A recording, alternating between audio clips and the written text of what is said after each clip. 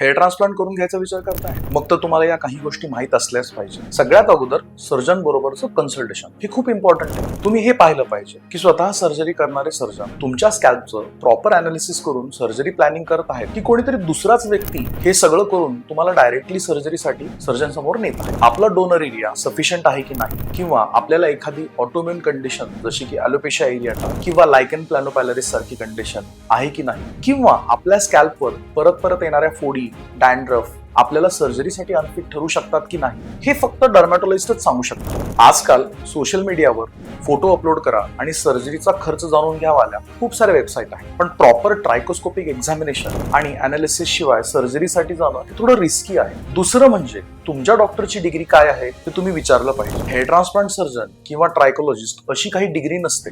एमसीआयच्या किंवा एनएमसीच्या गाईडलाईन्स नुसार फक्त डर्मॅटॉलॉजिस्ट आणि प्लास्टिक सर्जनच हेअर ट्रान्सप्लांट सर्जरी करू शकतात. पण बीडीएस डेंटिस्ट, बीएचएमएस होमिओपॅथ किंवा बीएमएस आयुर्वेदिक डॉक्टर हेअर ट्रान्सप्लांट सर्जरी करण्यासाठी पात्र नाहीयेत. सोशल मीडियाच्या ऍडव्हर्टाइजमेंटच्या भाऊगर्दीमध्ये किंवा पॅकेज आणि डिस्काउंटच्या चक्करमध्ये कुठेतरी आपण हा महत्वाचा प्रश्न विचारायचं विसरून जातो. ISHRS म्हणजेच international society for hair restoration Turkey मधल्या ब्लॅक मार्केटच्या अगेन्स्ट अवेअरनेस कॅम्पेन चालवत आहे. आपल्या भारत देशामध्ये पण टर्की सारखं खूप मोठं ब्लॅक मार्केट उदयास येत आहे. पात्र नसलेले व्यक्ती हेअर ट्रान्सप्लांट सर्जन म्हणून काम करत आहे आणि आपल्याला याच्यापासून नक्कीच दूर राहिलं पाहिजे. जर तुम्हाला हेअर ट्रान्सप्लांट करायचं असेल तर डर्मॅटॉलॉजिस्ट किंवा प्लास्टिक सर्जननाच भेटा आणि त्यांचा सल्ला घेऊन सर्जरीची प्लॅनिंग करून घ्या.